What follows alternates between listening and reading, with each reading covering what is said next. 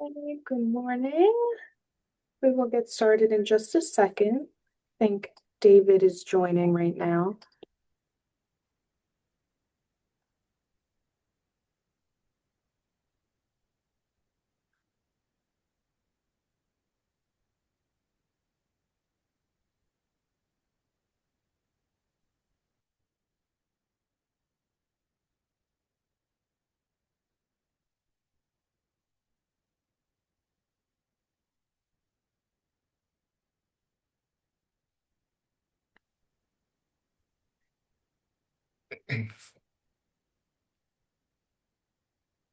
Hey, good morning, everybody. My name is David Garcia, business advisor here at the Long Island SBDC at Stony Brook. So thanks for joining in. Thanks for everybody hopping in on this call. I guess we'll give it a couple more minutes and then so people can join in, and then we'll start our sales tax 101 workshop.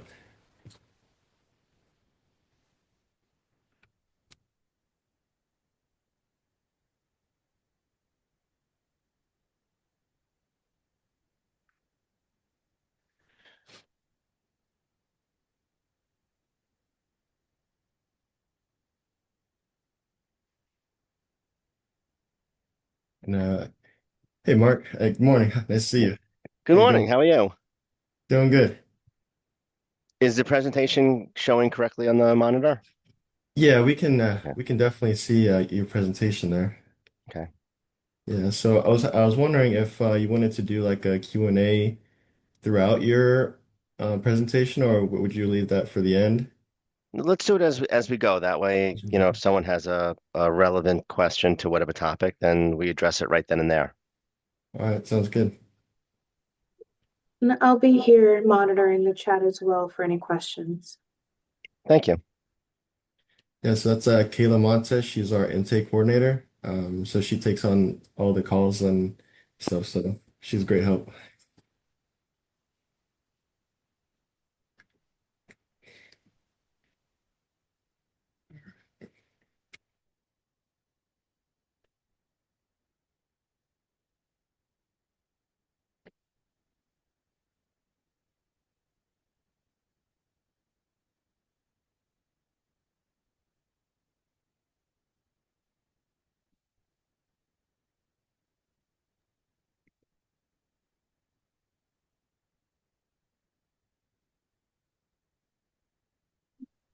David, I think we have a good amount of people to start. What do you think? Yeah, I think we should get this going. So yeah, good morning, everybody. Thank you for being on this call. It's great to have you. So we are the Long Island SBDC, hosted by Stony Brook University. So today we are joined by Mark L. Stone from Armanino, and our workshop today is Sales Tax 101, Compliance for Small Business Owners. So quick introduction on Mark. He is a CPA, MST, and is a managing director in Armanino Advisory LLC. Salt Group, and a recognized specialist in sales and use tax. He previously served as the founder and managing partner of Sales Tax Defense LLC, which merged with Armanino in January of 2026. With more than 30 years of experience in state and local tax strategy and compliance, Mark has built a reputation as one of the leading experts in multi-state sales and use taxation. So Mark's background includes serving as a New York State tax auditor, as well as holding tax manager and principal roles at several prominent accounting firms. He is frequently invited to speak on sales and use tax issues by professional organizations and has served as an expert witness testifying in tax court on behalf of clients.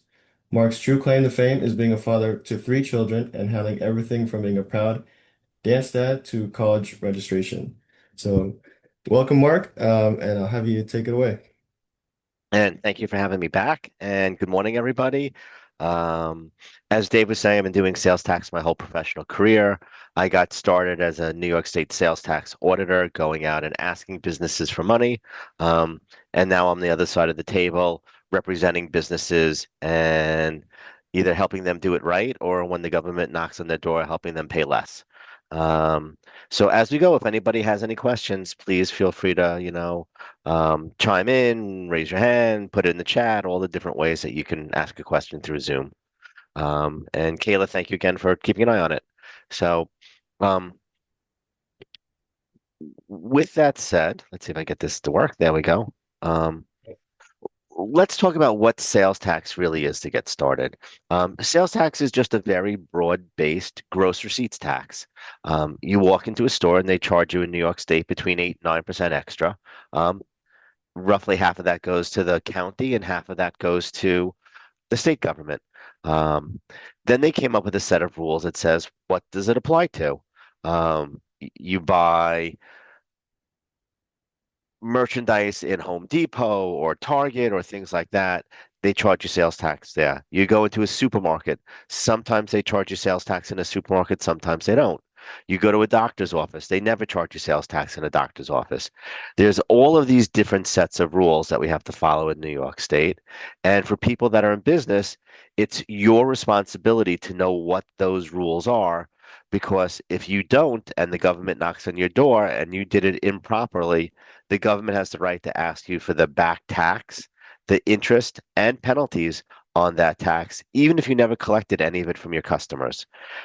It's a fiduciary liability. So that means not only does your business owe it, but you owe it personally if it's not paid to the state. And the New York State government has 20 years to try to collect from you, and bankruptcy does not discharge the obligation. So it's really important to get it right. And the first step to getting it right is registering for sales tax and filing a sales tax return, which leads itself to the question, who should be registered for sales tax? And the answer to that is every business. Every business, without any exception, should be registered for sales tax. And the reason for that is once you're registered for sales tax and correspondingly filing a quarterly sales tax return, because those are the rules, um, you're going to start what's called the statute of limitations. And the statute of limitations says that the government only has a specific amount of time to come back to your business and back to you and say that you did something wrong. Um, and that statute in New York State, when you file a return, is 3 years. So if inadvertently you think you're a doctor, but you're really running Home Depot and you're not charging sales tax when you sell lumber because you thought it was braces for people's arms, um, New York State will have 3 years in effect to catch you and charge you the back sales tax. And if they don't catch you in those 3 years, then they don't have any right to send you a bill for it. Now, it's a rolling 3 years. So if you do it wrong for 10 years, but you're filing returns, the earliest 7 years, they're not allowed to assess. But the most current 3 years, because it's within that 3 year statute of limitations, they are allowed to assess you. So I don't want to make it sound like you have completely no responsibility, but that's certainly much better than the state coming back to you and saying to you, um, that you owe money for the last 10 years plus interest plus penalties on all of that money. Because over a 10-year period, interest and penalties accumulate to be a very unforgiving amount. So the first thing is the importance of registering for sales tax and filing those sales tax returns.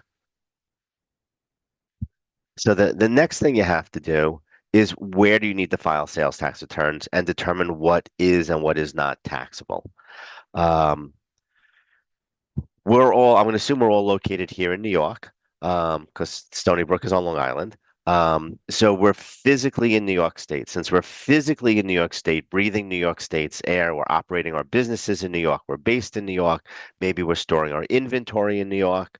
We have what's called Nexus, Nexus. We have Nexus with the state of New York, which simply means that we have sufficient connection with the state of New York that New York State can impose its rules on us.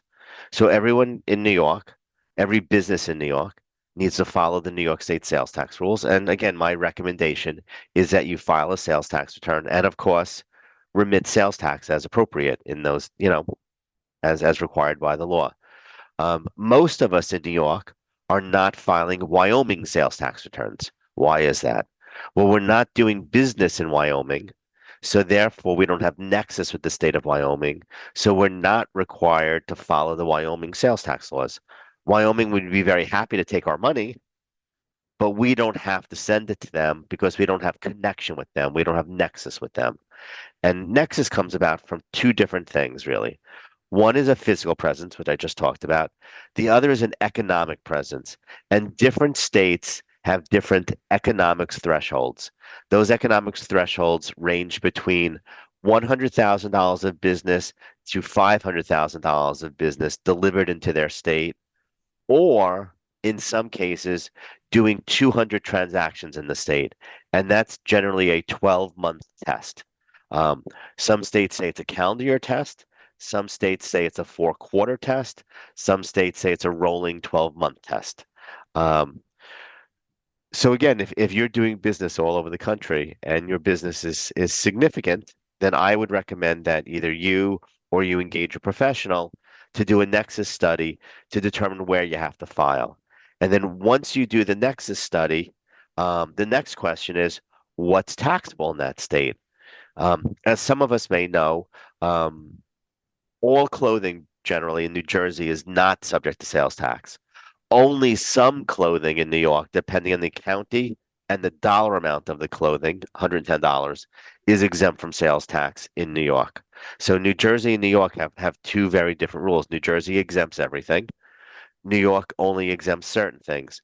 So once you know where you have to file, the next step is figuring out what you need to do. What do I need to charge um, sales tax on? So that's a very important thing to know as you grow your business. But I'm going to assume that almost, again, everyone on this call probably either has a business or is going to be starting a business in the near future. Very important to register for sales tax in New York State, and then file those returns. Even if you're reporting zero, you don't start the statute of limitations filing running if you don't file a return. So very important to file, even if that filing is zero. Mark, we have a question. Sure. Someone asked, what happens if you pause the company? Do you still need to file? Now, once you close the company, you'll file final returns um, for sales tax, for payroll tax, assuming you lay off, fire, terminate, transfer, whatever, all the employees, and you'll file a final income tax return. And on all of those returns, there's generally a box you check that says final, and very important that you check that box. Otherwise, the government won't know that you're out of business. And when the government doesn't know you're out of business and you don't file returns, they make up estimated returns to send to you. And the dollar amounts they put on the estimated returns are generally unpleasant dollar amounts. So you want to give them actual numbers rather than allowing them to do estimated returns. So hope that answers your question. We have another question. Matthew asked, how does it work for selling software as a service where customers could be located anywhere? So New York State taxes software as a service, uh, as opposed to, let's say, California, that does not tax software as a service. So it's based upon where the customer is located. Sales tax is always based upon point of delivery. So if you're selling something, it's your responsibility to know where the customer is, whether you get a written representation. From where that customer is using that license, whether you look up their IP address, whatever you need to do, it's the business's obligation to know where their customers are. And then if you have nexus in that jurisdiction, to charge the appropriate tax. So if it was a New York-based customer, you would charge them sales tax on SaaS services. And if it was a California-based customer, if you had nexus with California, you would not have to charge them California sales tax because SaaS is not taxable in California, but I would still recommend that you file a California sales and use tax return to start the statute of limitations running. Someone then asked, does it cost to close a business?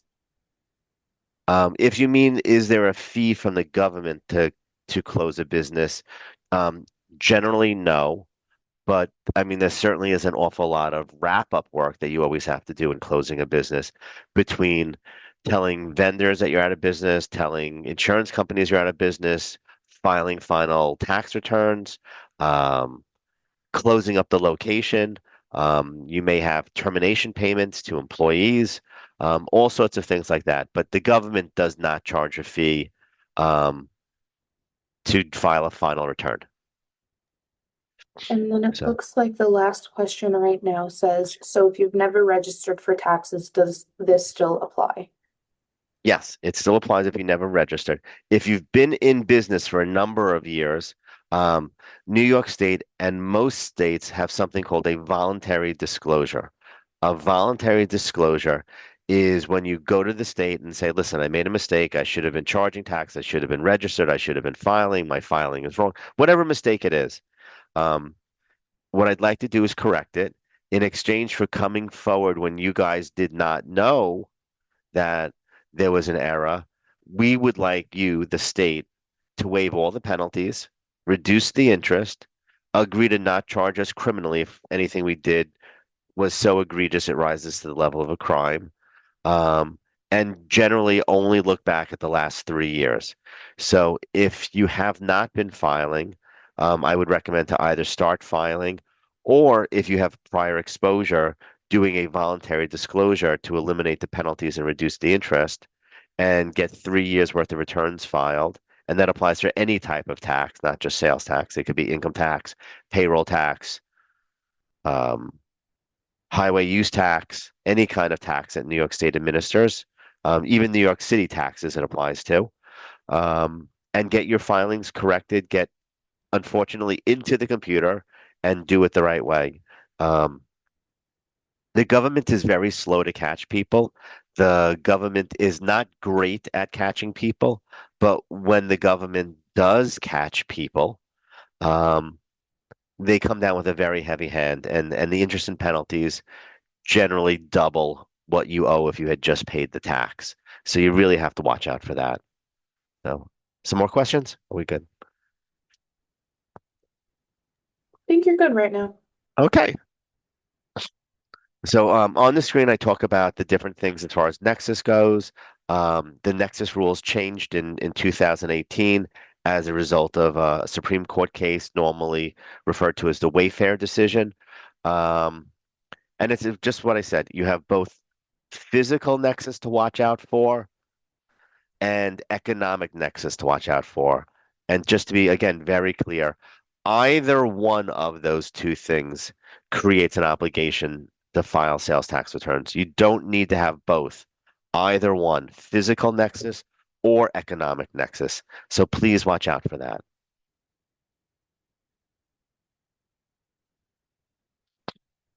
Um, when you're registering for sales tax, some states, New York does not, but some states require that you also register with the Secretary of State um, to do business in that state. And if you don't have a physical location in that state, the Secretary of State is going to require that you get a registered agent in the state, which basically means you have to pay about $100 a year to have a PO box in the state and somebody that forwards the letters to you. That's what a registered agent really does. Um, but again, if you're going to operate a business, you have to be in compliance with what the rules are. You need to, of course, as I've said, collect tax. For those of us that are in New York, we know about the fact that different counties have different tax rates. I believe Suffolk County right now is 8.75%, while Nassau County is 8.625%. There's an eighth of a percent difference. And if you go into New York City, I believe it's 8 7/8. So it's even higher than Suffolk. So you're responsible as a business knowing what the tax rate is in the jurisdiction where the customer is located, where you're delivering the goods or services or software or licenses, or where they're getting the benefit of your professional service. Um, Sometimes you can look that up on a case by case basis. If you have many, many, many small transactions, then you may need to buy software that looks it up for you. The software that we recommend people use is a program called Avalara. Um, Not surprisingly, we're a certified partner of Avalara, so we help people install it. There are other programs out there, um, TaxJar. Um, some things like Shopify have part of the program built in where they charge the tax, but they don't remit or file the returns for you. Um, Amazon collects the tax. Also, in some cases, some websites like eBay do collect and remit the tax. Certain products on Amazon, they do collect and remit the tax. For other sellers on Amazon, they do not um, collect and remit the tax. So you have to be aware of what your software platform is doing. So please be careful about that. Of course, the most important thing is that you keep books and records that show exactly what your sales are, what your expenses are, what your purchases are. Um, so that way you know what to file, and if the government ever audits you, they know where your numbers came from. If you guys give me 30 seconds, I'm just going to grab a glass of water.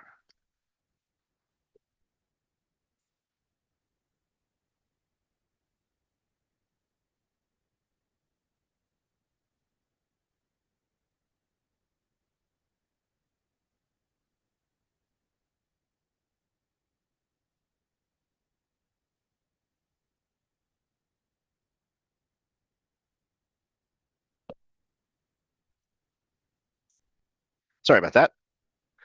So, as I was saying, make sure you keep books and records. Um, My recommendation for keeping books and records for most small businesses is a program called QuickBooks Online. Um, I like QuickBooks Online for two reasons. The first reason is that it automatically backs up whatever you do. So if your computer crashes, it's saved in the cloud because it's a SaaS program. The second reason is that your accountant can sign on remotely and look at what you're doing, assuming you give them permission to do that. Um, Correct things, make adjustments, work with you on it without them having to come to your office. So it's very easy if you have a 5-minute question to call up your accountant and just work through it and not have to wait until he comes to your office or she comes to your office to fix your books and records. It also can save you money in accounting fees because for monthly or quarterly work, your accountant may not have to come to your office to review your books and records. So if they can save the travel time, sometimes that makes it less expensive for a business to engage an accountant because he or she is just spending less time on your account, so they can charge you less money since they're spending less time on your account. We got a couple questions. The first Sure. one was, do POS systems collect the taxes directly? Well, you can program into a point of sale system to collect the tax on certain items, and then it will collect the tax. But that doesn't mean that it's remitting the tax to the government. If the point of sale system says an item is $100 and then charges $9 sales tax on it, and you charge the person's credit card $109, $109 goes into your bank account once that credit card charge clears. Um, but once you have the $109 in your bank account, you then have to file a sales tax return with the state and say, I had a $100 sale. I collected $9 in tax. I owe you $9, state, and then mail them a check for $9 to pay them the $9 that you have collected on their behalf, because that $9 is not your money. That's the state's money. And then someone asked, how often do you need to file the sales tax returns? Generally, New York sales tax returns are filed quarterly. If you're doing more than $300,000 a quarter in taxable sales, you file monthly. And if you're doing more than $500,000 a year in tax collections, you have to file even more frequently by remitting electronically. Um, those are basically the three timetables that New York State has. Can you repeat that, please? Sure, the general rule is quarterly. If you do more than 300,000 in taxable sales per quarter, then you're required to file monthly. And if you then do more than $500,000 of tax in a 12-month period, then you're required to file under the prompt tax system, which requires that you file and pay electronically, which accelerates when you have to file. Someone asked, should you keep sales tax collected in a separate specific account outside of operation accounts? You are not required to keep a separate segregated account for sales tax unless, in all seriousness, you're irresponsible and can't pay the tax to the state, and then the state can mandate that you keep any tax collected in a separate account. And then someone said more than 300,000 sales. What would that include capital improvement sales? It's $300,000 in taxable sales. Um, if you've qualified something as a capital improvement sale, then it's a non-taxable sale. So no, that would not count. Um, so then that leads to the question, what is a capital improvement sale? Um, Contractors only do two types of work. That's all that exists for a contractor. Home Depot sells product. Home Depot doesn't do work. I mean, you might be able to hire contractors there, but Home Depot sells materials. Contractors either do repair and maintenance work or capital improvement work. Repair and maintenance work is keeping things in a condition of readiness or restoring it to a condition of readiness. Um, that is subject to sales tax in New York. The other thing that a contractor does is a capital improvement.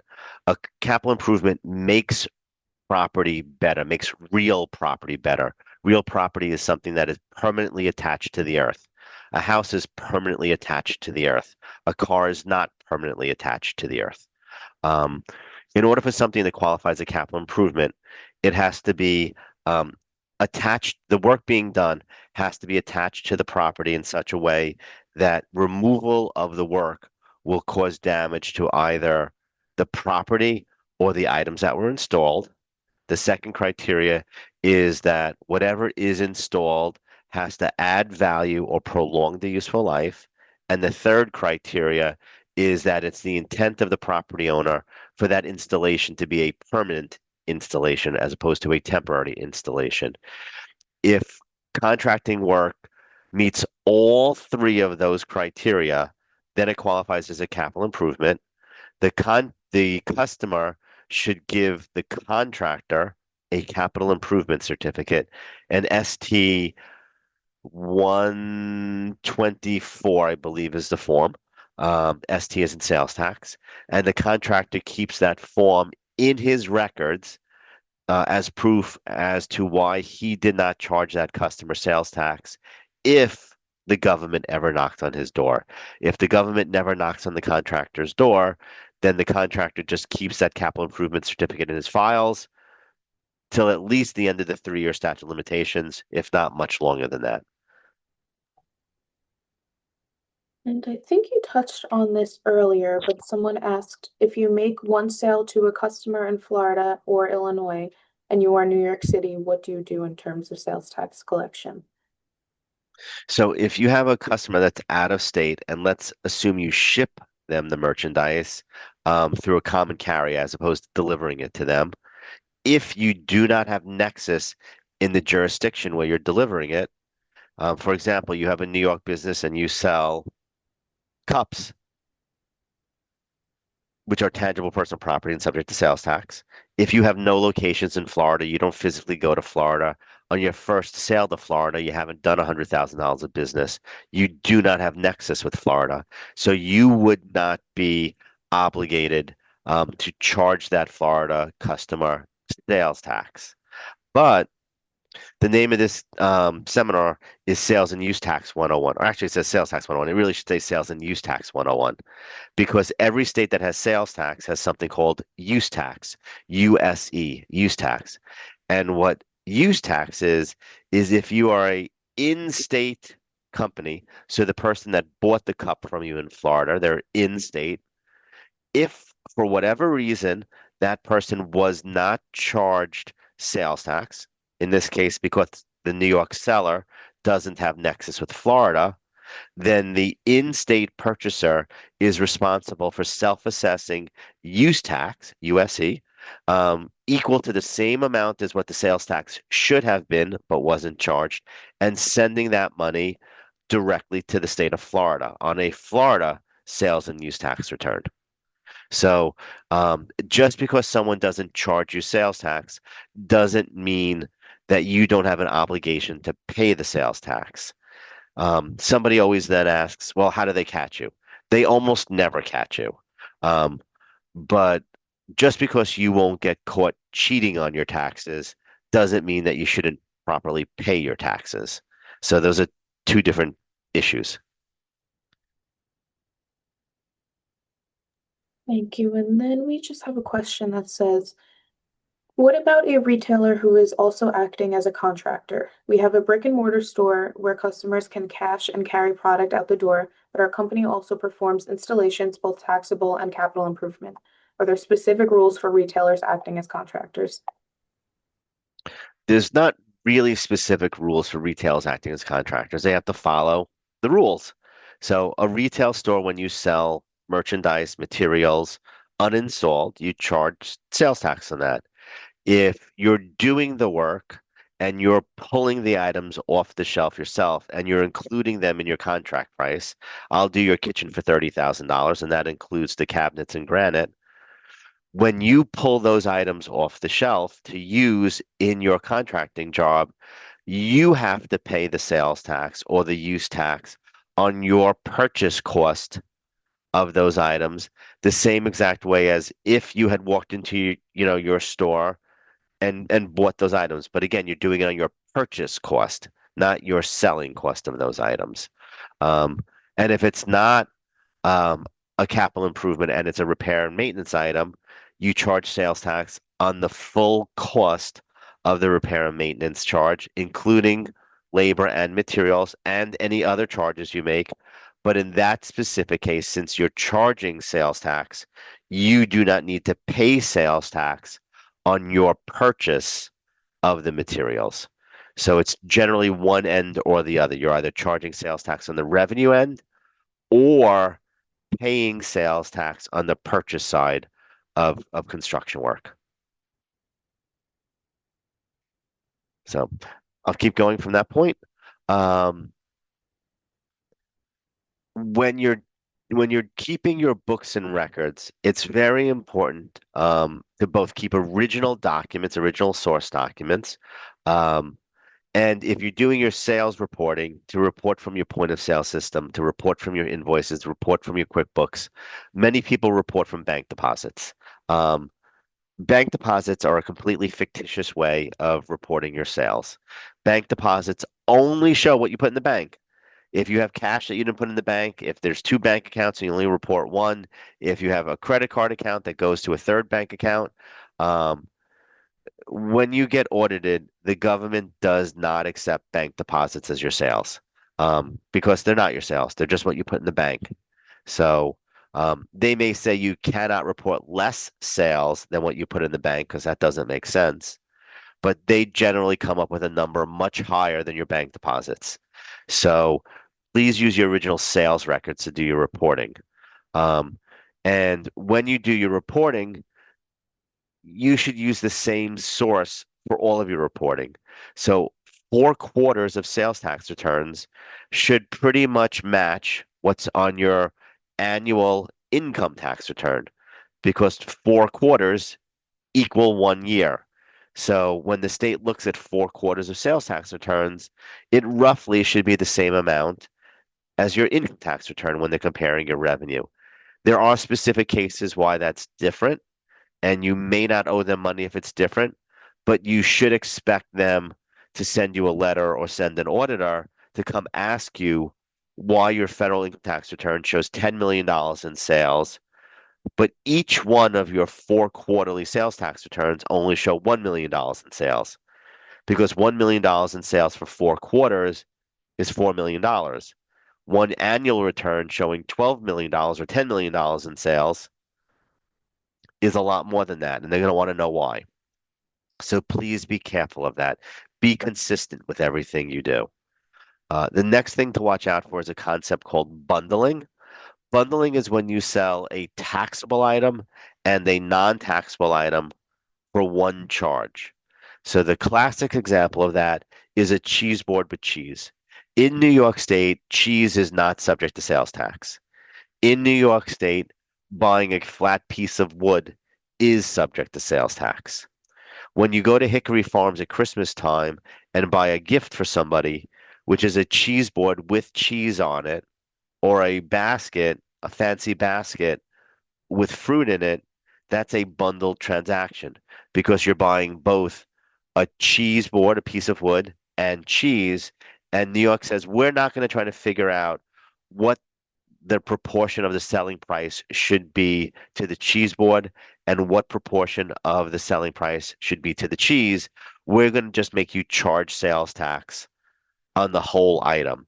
So be careful of bundling. You can make non-taxable items taxable. So please be careful about that.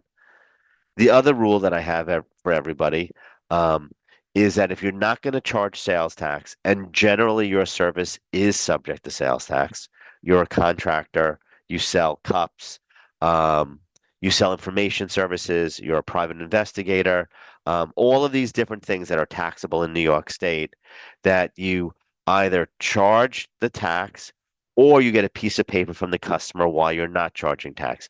And that piece of paper will be a New York State exemption certificate, whether it's a capital improvement certificate or a resale certificate or an exempt organization certificate or an IDA certificate or an exempt use certificate. There's a whole bunch of certificates.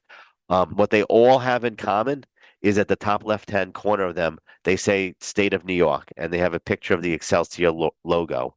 If on the top left-hand corner it says IRS or U.S. Treasury or New Jersey, those are not New York State forms. They're not acceptable to New York State. So, um, do we have another question that I just saw pop up? We do. It says, so when selling prepared food and food that's non-taxable, you can charge tax on everything.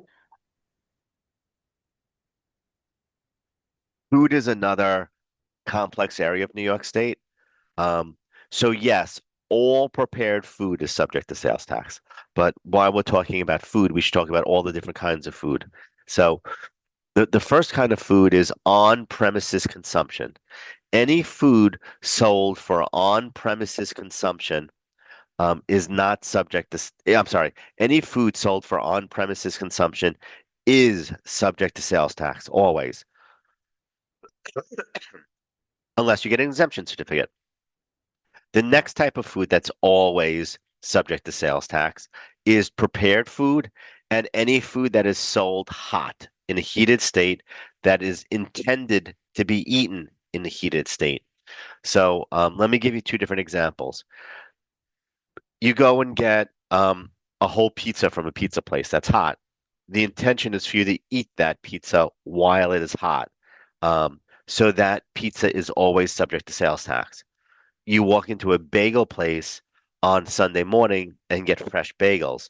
The bagels may be hot when you buy them, but bagels may also be eaten cold. So it's not the intention for the bagels to be served hot. They just happen to still be warm from when you buy them. So if you get the bagels to go, they are not subject to sales tax because that's not considered in a heated state.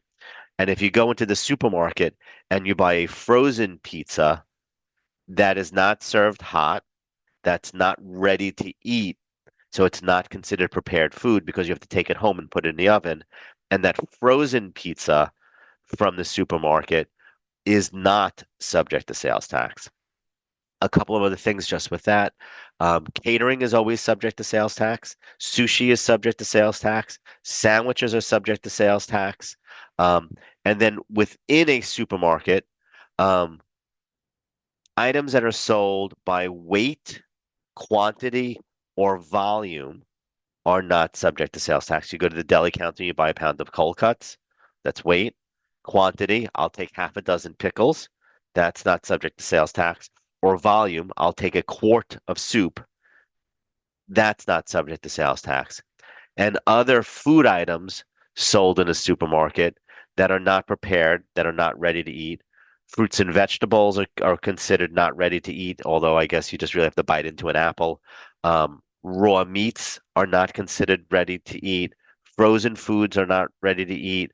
Um, Pastas, canned goods are all not considered ready to eat. Um, that's all not taxable. However, what is taxable in the supermarket are things that are a little less healthy for you. Candy, soda, beer, um, those items are subject to sales tax. And if a supermarket has, which many have now, a heated buffet, um, salad bars and buffets are all subject to sales tax. So I think we have a couple more questions. Yes, we do. The first one, someone asks, sales tax year ends February 28th, but income tax December 31st. That's true, although most sales tax returns are filed quarterly. So the year is actually starts March 1st. So you have a return March, April, May, due June 20th, June, July, August, due September 20th, and so on and so on and so on.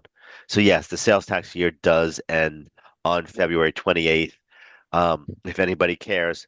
So that return is filed by March 20th. So New York State has the March 20th money to use in their April 1st budget. And then someone said, would the same principle of bundling apply to a contractor doing both taxable repair work and a capital improvement in the same customer's home? If you put both on one invoice, would it be taxable? Should we charge two separate invoices so that one is taxable and the other is capital improvement, not taxable? Um, Putting them on the same invoice would not be bundling. Making one charge for everything would be bundling. You could have a $30,000 new kitchen and a $500 broken window repair. You could put them on the same invoice, and the $30,000 kitchen renovation would be a capital improvement, and the $500 window repair would still be a repair. So, but if you just said $30,500 for a kitchen renovation and window repair, now you're playing with fire because you bundled that together, and you're going to leave it to the discretion of the tax department to determine whether or not that entire bundle should be taxable, and they probably will say yes. So you want to try to avoid exactly what you're asking about. And then, so do you need to set up your POS system to have taxable items versus not? Or you're planning on having prepared food to eat on site as well as baked goods to take home? Yes, generally point of sale systems have to be programmed specifically for what you're selling. And that's something that you should first work out with your point of sale vendor, whether they pre-program it for you. And then that's something that you should ask your accountant to check after they program it for you to make sure they programmed it the right way. Because it is not an acceptable excuse to the New York State Tax Department to say to them, I didn't charge tax because my point of sale system company um, programmed my cash register the wrong way. So have somebody check it because you're responsible for it at the end of the day. When you own a business, the buck stops with you. That's really the rule with all taxes. Keeping Kayla busy. We have one more right now. How does this apply to a car wash? Car washes are taxable. Car washes are considered repair and maintenance services. Um, and they should charge sales tax on every dollar of revenue that a car wash takes in. So, very few things in a car wash are actually transferred to the people that buy the cars. So there's not too much that they can buy for resale and not pay tax on. Um, an exception to that, I'm thinking of my car wash that I go to. Car washes sell air fresheners. So a car wash could buy its air fresheners from the air freshener distributor, give the air freshener distributor what's called a resale certificate, which says, don't charge me sales tax. I'm going to resell these air fresheners. And then when you're at the cash register of the car wash, paying for your car wash, and you decide to buy the Pina Colada air freshener, they're going to charge you $3 for the air freshener plus another 30 cents of sales tax or whatever the math is. And then they'll collect that 30 cents and remit it with the rest of the tax money that they collect. And then if I began business on February 20th, should I file sales tax on February 28th or wait for the close of the next quarter? If you're in business at any point during that quarter, so if you're in business on February 28th, then you need to file a sales tax return for the period December, January, February, ending February 28th, due on March 20th. So no excuses. And just to go back to the car wash as a warning, New York State has a very complex formula worked out that from the number of gallons of water that you use, they have a pretty good idea of how many car washes you do. They did a pretty extensive study on that because they found that many car washes were nearly cash businesses and not remotely reporting what they were supposed to report. So they are very good at doing car wash sales tax audits because they have found a historical problem with car washes underreporting their sales. So just be careful with that. Good to go? Okay. Um, so I mentioned, make sure you get an exemption certificate. And I mentioned make sure that your sales tax returns and income tax returns make sense compared to each other, and that you use the same basis, the same books and records to do both um, sets of reporting. I talked a little bit about exemption certificates. If you're the seller, you want to charge sales tax unless your customer gives you an exemption certificate. When you're getting an exemption certificate, you want to make sure that you get it timely. Timely means within 90 days of the date of sale, that you get it properly completed. Properly completed means that the form has blanks in it, that you fill in all the blanks and you check all the boxes. Um, Go from question 1 to question 2 to question 3 to question 4 and just fill everything in. It's that simple. And the last thing is, and of course, get it signed. That's a blank at the bottom for signature. And then the last thing is that you take it in good faith. Good faith means that you have no reason to not think it's a valid certificate, that you don't have to question the customer. You're not the sales tax police. But if the customer walks in and says, "Hey, I hate New York State. I want to give you this fraudulent certificate. Help me screw the government," you can't take that certificate because you're not taking it in good faith. Um, Make sure you keep those certificates. Again, I recommend everybody scan everything. It goes into the computer.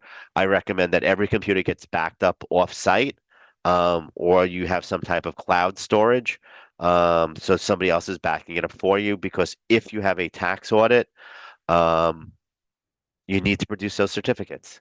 So we're going to make Kayla keep earning her money. I think there's some more questions. Someone said, what if you were selling something like clothing and shipping to New Jersey where they don't have sales tax? So the first question is, do you have nexus with the state of New Jersey? Um, if you don't have nexus with the state of New Jersey because you're not physically there and you have not exceeded the economic nexus threshold, you don't care what the rules are. You don't worry about it. If you do have nexus with New Jersey, then the next question is what you're selling, is it subject to sales tax? The answer might be no for clothing, um, but then you would still have to file a quarterly New Jersey sales tax return showing your gross revenue, showing zero taxable revenue, and remitting no tax. But this way, what that also does, it starts the statute of limitations running. If inadvertently you thought what you were selling was exempt, but it turns out that you're selling hockey gear and that ends up being considered protective items and it's not exempt from sales tax because it's plastic pads and things like that. Um, the government will only have 3 years to come back and audit you rather than an unlimited period of time. So, if you have Nexus, you have to file a return. So please be careful with that.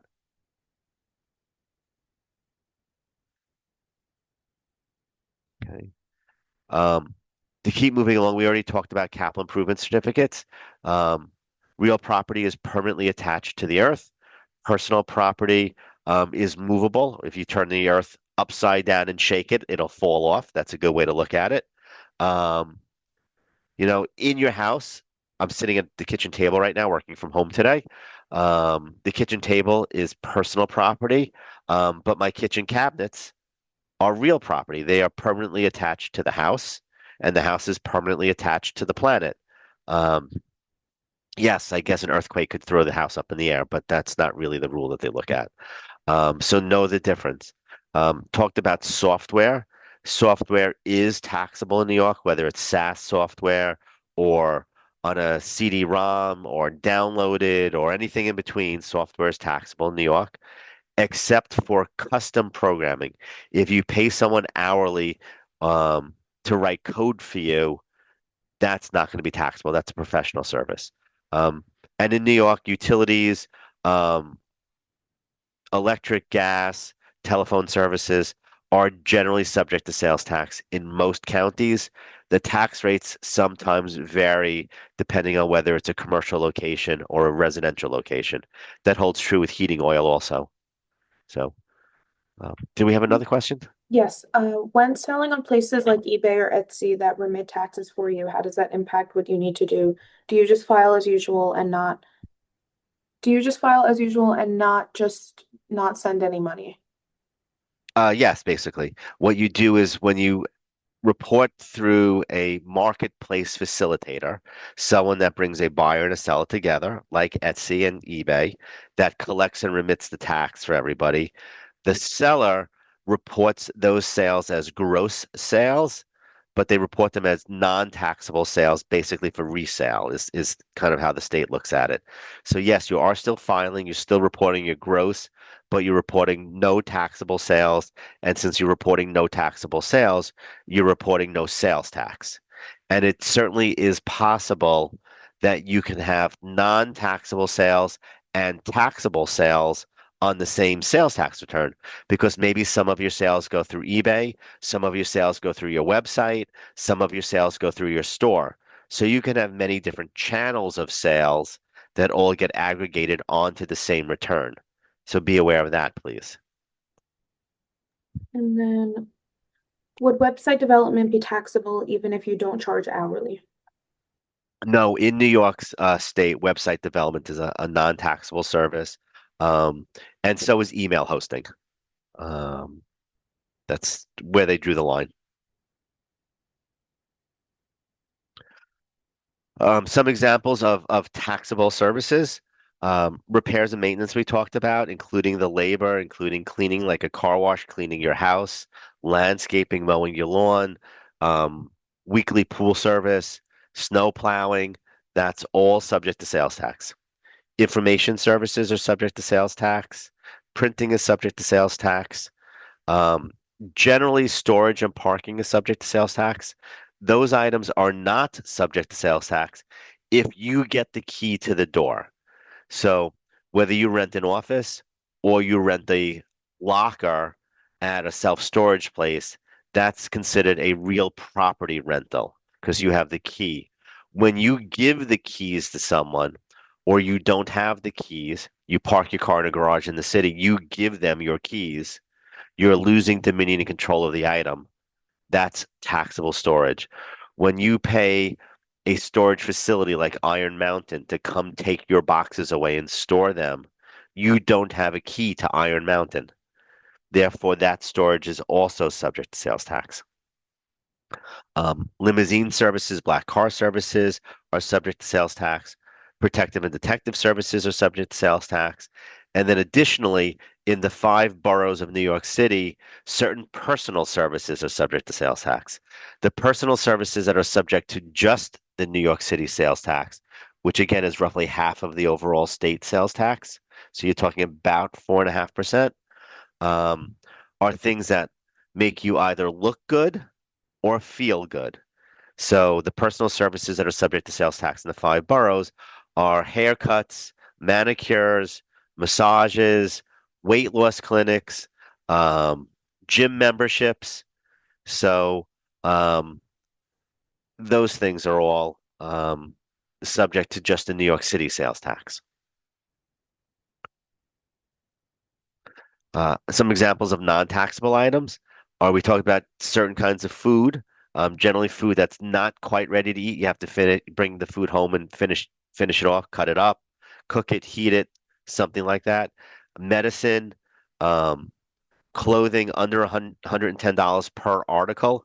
When I say per article, a pair of shoes is considered one article. A suit is considered one article. However, a pair of pants and a sport jacket is considered two separate articles because they're normally sold separately. Um, and then again, depending on the county, that also affects um, whether or not there's sales tax on the item. I'm a big fan of trying to stay out of trouble with the state. Um, I always give the example, whether it's a good joke or a bad joke. The state is like a bad ex-girlfriend. You never want to hear from them. Um, so the best way to have that happen is you just send them stuff. You want to never hear back from them. You want to send them your quarterly sales tax return. You want to send them your annual income tax return. You want to make whatever quarterly payments you're required to. Um, The state does not send thank you letters out. They do not send birthday cards out. Any mail you get from the government is always bad news. They don't send good news. So you don't want to be getting correspondence from them. You want to file everything timely. You want to file things electronically when you can. You want to pay things electronically when you can. You want to check your bank account to make sure the money came out when it was supposed to come out because it's your job to pay them. It is not their job to get paid from you. And they charge you extra, a lot extra, when you make it their business to get that they have to get paid from you. You want to pay them. Well, you may not want to pay them, but you have to pay them. Um, so really, all these things send them out, check to make sure that they're received, send it certified mail, get the green postcard back in the mail. You file it electronically, make sure the money comes out of your account a few days later. If not, look for a confirmation number to confirm that the state received your electronic filing. Things go wrong with the internet. It just happens. Things go wrong with computers. Um, Even if you do everything right, things go wrong with computers. Um, that may be an excuse to get penalties waived, but do you know what? Do you want to pay me $5,000 to have to write 13 letters to New York State to get the penalties waived on something? So, there's a lot of things that you can do yourself by treating the state like an incompetent child. You want to make sure that you get them everything that they need to get, and yet you take ownership of it. And yes, it is more work for you. Yes, as a business owner, it's another thing on your plate. Um, but at the end of the day, it's a combination of trying to make the most money possible as a business owner. And one of the ways you do that is by minimizing your expenses. And one of the expenses that you can minimize is penalties and interest to the state by doing all these filings, you know. Um, and yes, you can save an awful lot of money by cheating on your taxes, but you can also get, your name into Newsday, and end up with a free ride in the back of a police car, which is not necessarily what you want either. Um, so, and the other big thing that I say to people, um, of course, your physical health is more important than your financial health, but it's not much different. Um, if you're not comfortable with your doctor, you change doctors. If you're not comfortable with the advice that your doctor gave you get a second opinion. If you're not happy with your accountant, get another accountant. If the accountant gives you advice and it doesn't sound right, get a second opinion. There's no reason why you can't do that. I encourage all of my clients to get second opinions. And if somebody has a better idea than I came up with, then good for my client. They found better advice. And if that person tells them the same thing I told them, then they can feel a little more comfortable that the advice I gave them is probably the right advice. I would also recommend to everybody that you use licensed professionals. Um, have a CPA do your taxes. Make sure your CPA has malpractice insurance. Ask them who their malpractice carrier is. Um, People that actually carry malpractice insurance are worried about committing malpractice and do a much better job because they think about doing it the right way. Um, People that don't carry malpractice insurance just don't care. Um, the same exact reason that people that have car insurance don't want their car insurance to go up, so they drive more carefully, and people that don't have car insurance crash into you all the time because they just don't care. If you pay a little bit more and go to a better professional, you'll probably get a much better service. Um, a lot of people don't see that until it's too late because you don't know that you have bad accounting work until the government knocks on your door and gives you a big bill. So please be careful about that. Um, if you've done something wrong, things that can fix it, we talked about a voluntary disclosure. If you're not registered, you can just register now and go forward prospectively. If you owe the government a lot of money, you're not able to pay it, they have something called an offer in compromise, which is a settlement with the government.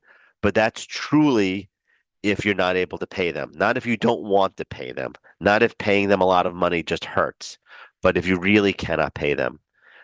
You can start a new business and put your old business out of business in some cases. and the state will enter into a payment plan. New York State calls it an IPA, an installment payment agreement. Um, I think we had another question. No? Okay. No, you're good. Okay. Um, Getting guidance, on what to do. You can request an advisory opinion from the state. They're running about 6 years behind in their advisory opinions. Not the best way to get guidance from the state. You can call them. Um, while calling them, they will give you an answer sometimes. You need to then take what they give you and look it up and confirm it in writing. Just because Bob told you over the phone that you do it, don't have to charge sales tax, that doesn't hold water 3 years later when they audit you. So you really need to find something in writing. New York State does have a pretty good website. It has an awful lot of information on it. Try to find something in writing um, to back up whatever your position is. And of course, if you can't find the answer on your own, call your accountant. It's probably worth spending $5,000 or $10,000 in professional fees to avoid getting a $50,000 bill. Um, because you can't undo that bill in a lot of cases. If you were supposed to be charging tax for the last 3 years and you didn't know that lifeguard services in New York State are subject to sales tax because they're considered protective and detective service, and you get audited and the state assesses you sales tax on the last 3 years worth of sales, the best advice in the world can't undo that bill. Whereas if you paid for that up front and your accountant told you're starting a lifeguard business, you need to charge sales tax, you never get that $50,000 bill. If you go to your doctor and your doctor tells you not to smoke, 20 years later, you don't need $1 million lung transplant. So, um, getting the right advice up front from your accountant, from your lawyer, from your insurance person, um, you know, really can save you tens, hundreds, maybe even hundreds of thousands of dollars um, at the end of the day. So please be careful of that if you have a small business. A lot of small businesses say, I can't afford the advice, where really the answer is the small business can't afford to not get the advice. So be careful with that. Um, this is my contact information. These are two of the people that work with me. If you can't reach me, um, we're all in the office, except when we're working at home, we're giving seminars or seeing clients. Um, all of our phone numbers ring on our cell phones. All of our emails go to our cell phones. So very easy to reach us. So if you have questions, and we had a lot of questions today, which was great, please don't hesitate to reach out, even if it's just for a second opinion. So anybody else have any closing questions?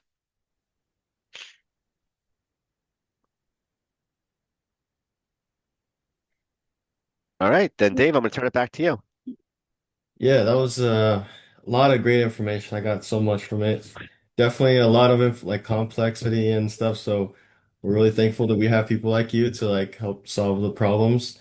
So yeah, like we always say, like to small business owners, and what Mark was saying is like you are responsible for a lot of the reporting and the filing. So definitely keeping up to date, having those backup systems is just going to save you a ton of stress, anxiety, a lot of stuff, a lot of headaches. So you want to be free from that.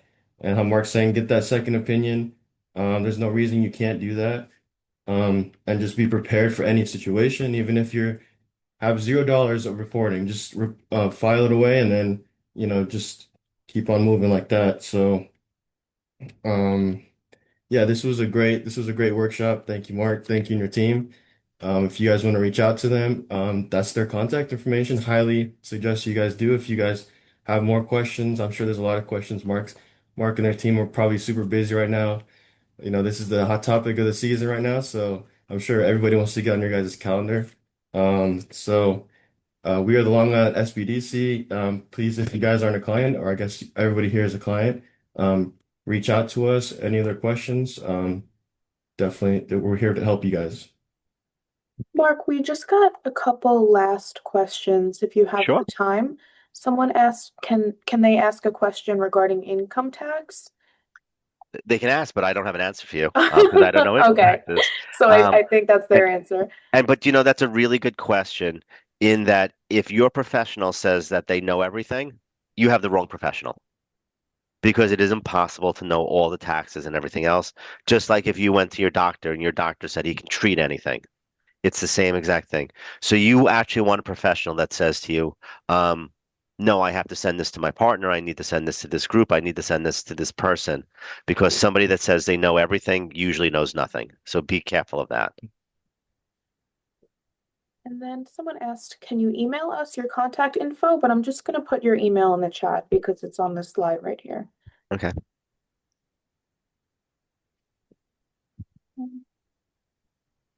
And then it looks like we're all done. Okay. Excellent. Well, thank All you for right. the help, Thank you Kayla. so much for being here. You're welcome. Yeah, All yeah. right. And I was gonna remind everybody, but I think it was answered in the chat that these are recorded, so we'll have those in I think about 2 weeks, right, Kayla? Yes, yep. On our website. I put Okay. the link in the chat earlier, and then I just said the same thing as well, that this will be posted on our website so people can come back and rewatch if they need a refresher. Definitely. All right. Well, sounds good. Thank you, Mark. I Thank you think so much. You're April welcome. as Thank well. you. Take care. Have a great Bye-bye. day, everybody.